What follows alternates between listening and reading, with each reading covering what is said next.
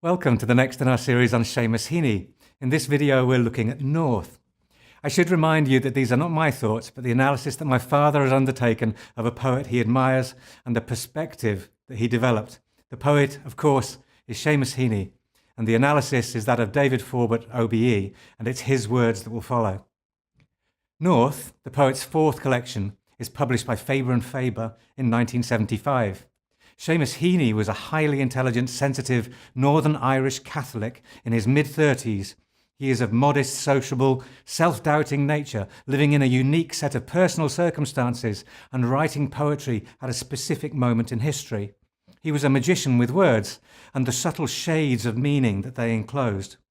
He described his North collection as a very oblique and intense book, fused at very high pressure, thus highlighting the cauldron of events and emotions in which it was created. The demands of his domestic life are readily understandable. The birth of a cherished daughter, Catherine Anne, the third of 3 children under 10 years of age, provides another mouth to feed. He is a self-employed poet in the rural setting of Glanmore Cottage in County Wicklow. His wife has been on maternity leave, and the security of his family is predicated on his growing reputation.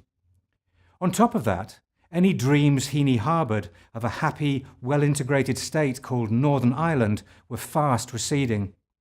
The cycle of murder and revenge, known collectively as the Troubles, had come to a head with violent confrontations between nationalists and Republicans, between Protestants and Catholics, and outrages committed by both the British Army and the Irish Republican Army.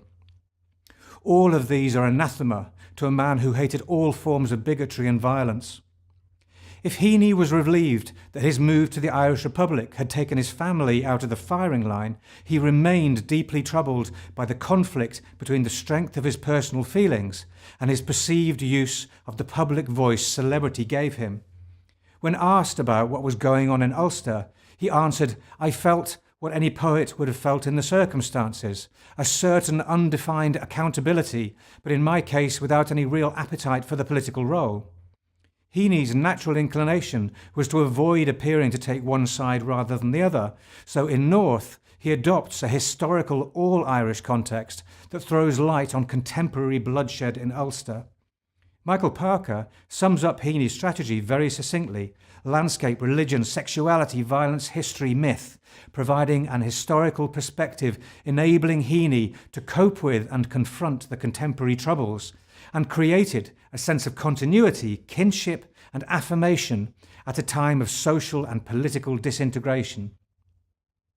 For Heaney, Ireland under foreign sway is both past history and present reality, with its mindset of conquerors and conquered and consequent feelings of subjugation and dispossession. The role of underdog has long been part of the Irish consciousness, giving rise to fierce, sporadic reaction. Heaney finds comfort in the sense of kinship, common history and cultural inheritance created by Ireland's first invaders, the Vikings.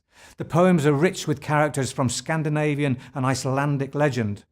He adds ancient sites too that might possess some iconic link or offer some hope of reconciliation to sectarian strife, plus a supporting cast of authors, political and religious figures and landmark dates. Heaney is scornfully dismissive of Ireland's forced marriage to Elizabethan occupiers who laid the ground for the current troubles by imposing foreign overlords. He derives warmth from the historical evidence preserved within his beloved Mossbourne peat bogs. The discovery of preserved bodies in Jutland by Danish anthropologist P.V. Glob has provided him with a new narrative to do with ancestry and early signs of man's inhumanity to man, the indelible marks of atrocities committed on the so-called bog bodies by Iron Age cults. Heaney contributes an important sequence of so-called bog poems, in which an observer uncovers and reacts compassionately to the preserved bodies of female victims, young women who in their time were put to sacrificial death.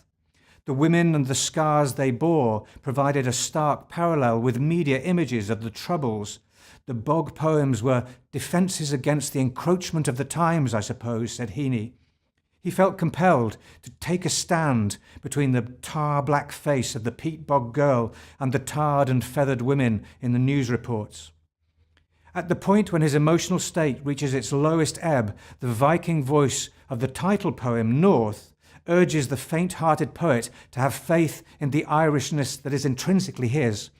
Trust the feel of the nubbed treasure your hands have known, it exhorts him. Heaney's spirits are lifted, and the poems of Part 1 abound in Irish artefacts and heirlooms, now the physical touch of an ancient kernstone, or the bones of ancients who vented their fury against Anglo-Scottish invaders, now the emotional textures of a sun-drenched elegy to a departed aunt, or a faded photo of rural practices.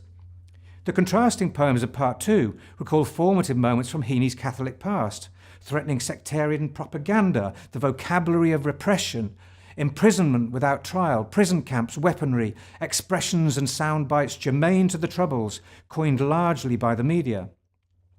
In this final section, Heaney takes a stand against totalitarian forces and the bully boys who seek to rule the world.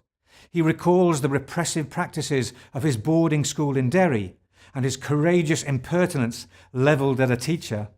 He composes a drama of conscience, played out in the family home between a minion of the law and a father who tells fibs. He pours scorn on the ignorance and bovine stupidity of the forces of order. To underlie this sense of history and nationhood, Heaney's lexis is drawn from Irish, English, Scottish and Latin sources and includes local usage, kenning, scop, ashling. He paints vivid word pictures, Irish rural groups and individuals, the Danish bog person unearthed in Grauballa, the brash cartoon of an orangeman on parade. In the final piece, Exposure, amidst the beautiful lyrical surroundings of Glanmore, as the year draws to a close, when the scenes and characters of North have left the stage and he finds himself alone, Heaney's Tristia returns, predictable yet endearing. What am I at, he asks himself. Am I falling short? What is my poetry achieving? Am I doing the Irish cause any favours by adopting a passive line? Above all, am I missing out in the once-in-a-lifetime opportunity that is mine? North is a compelling collection, a dark tunnel perhaps, but relieved by chinks of light, it bears the imprint of honesty, and like Baudelaire, who figures in the collection, plucks flowers from the midst of evil. If this video has sparked your interest, I invite you to go to foreby.com and compare your perceptions with my father's. Thanks for watching.